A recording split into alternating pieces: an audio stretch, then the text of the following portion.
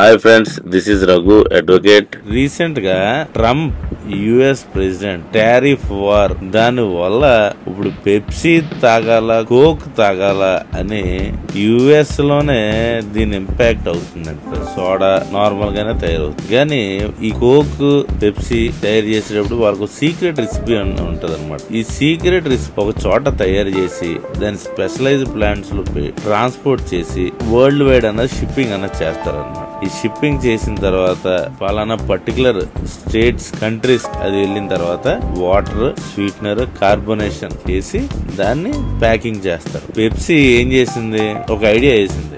Ireland లో దీని plant, ఈ కాన్సన్ట్రేషన్ సిరప్ ఐర్లాండ్ లో పెట్టింది. ఎందుకంటే అక్కడ ఒకప్పుడు ట్యాక్స్ అన్నది తక్కువ, కానీ ఇప్పుడు ట్రంప్ గారు 10% ట్యాక్స్ అన్నది వీటి మీద వేస్తున్నారు. ఫర్ ఎగ్జాంపుల్, ట్యాక్స్ ఏం లేనప్పుడు ట్యాక్స్ వేసిన తర్వాత 100 రూపాయలు అన్నది ఏదైతే ఉన్నదో ఇప్పుడు ఇది ఎంత అయింది, 100+10 110 రూపాయలు అయింది ఫ్రెండ్స్. ఇది ఓకేనా. ఈ ఇంపోర్ట్ స్ట్రాటజీ ఏదైతే ఉన్నదో ట్రంప్ గారు ఏంటంటే దీని యొక్క మెయిన్ ఉద్దేశం ఏంటంటే ఇంపోర్ట్ చేసే వాళ్ళు, ఎందుకంటే యుఎస్ వాటిల్లో పనిచేసే వాళ్ళంతా హై ఎఫిషియెంట్ లేబర్ అని మనం చెప్పలేం, కానీ హైలీ స్కిల్డ్ లేబర్. ఎందుకంటే అక్కడ రూల్స్, రెగ్యులేషన్స్ చాలా గట్టిగా ఉంటాయి కాబట్టి పర్ అవర్. అలాగే cheap labour countries either Mexico, China, India, Thailand, Bangladesh, ఇక్కడికి వీళ్ళు పెట్టి ఇక్కడి నుంచి ఇంపోర్ట్ చేసుకుంటారు. ఎందుకంటే కంపేర్డ్ విత్ డాలర్ ఈ అన్ని దేశాల్లోనూ వీటి రేట్లు అన్నది కరెన్సీకి దీనికి చాలా తక్కువ ఉంటది అనమాట.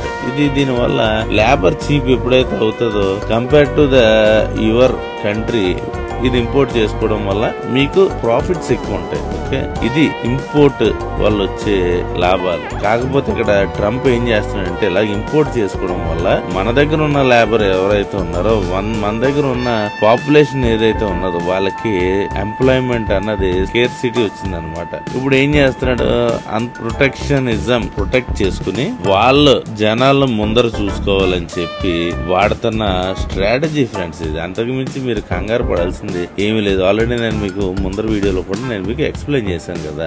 అదే విధంగా ఈ కోకోకోలా అన్నది డొమెస్టిక్ గానే ప్రొడక్షన్ చేస్తుంది, అంటే దానికి టారిఫ్ అన్నది లేదనమాట. దాని వల్ల కోకోకోలా ఈ చీపర్ దాని పెప్సీ. చెప్పాను కదండి, 10% ఎక్స్ట్రా టారిఫ్ బయట చేయడం వల్ల దాని వల్ల కోకోకోలాకి అయితే ఏం లేదు, పెప్సీకి అయితే మాత్రం 10% ఎక్స్ట్రా. ఇది పెప్సీ అన్నది ఇప్పుడు కాస్ట్లీయర్ దాన్ కోకోకోలా. ఎందుకంటే కోకోకోలా యుఎస్ లోనే ప్రొడక్షన్ చేస్తుంది దాని సిరప్ కాన్సన్ట్రేషన్, కాకపోతే పెప్సీ బయట నుంచి ఇంపోర్ట్ చేస్తుంది. దీనివల్ల కాంపిటేటివ్ గా డిసడ్వాంటేజ్. కాంపిటేటివ్ డిసడ్వాంటేజ్ అంటే ఇప్పుడు 100 రూపీస్ ఇద్దరికి ఈక్వల్ ప్రైస్ పడుతున్నప్పుడు పర్లేదు, కానీ ఇప్పుడు 100 రూపీస్ ప్లస్ ట్యాక్స్. ఇప్పుడు మీరు రెండాటిలోనూ మీకు ఒకటే సాటిస్ఫాక్షన్ వస్తుంది, కోకోకోలా గానీ పెప్సీ గానీ తాగితే. మీరు అప్పుడు దేన్ని ఎంచుకుంటారు ఫ్రెండ్స్? ఇది చాలా మంచి ఎకనామిక్స్ కాన్సెప్ట్ అనమాట. అలా కాకుండా నేను ఖచ్చితంగా పెప్సీ తాగి ఉన్న వాళ్ళు ఖచ్చితంగా, కానీ ఇక్కడ తాగేటప్పుడు రెండిట్లోనూ ఒకటే సాటిస్ఫాక్షన్ ఉన్నప్పుడు ఏదైతే రేట్ తక్కువ ఉన్నదో దానికే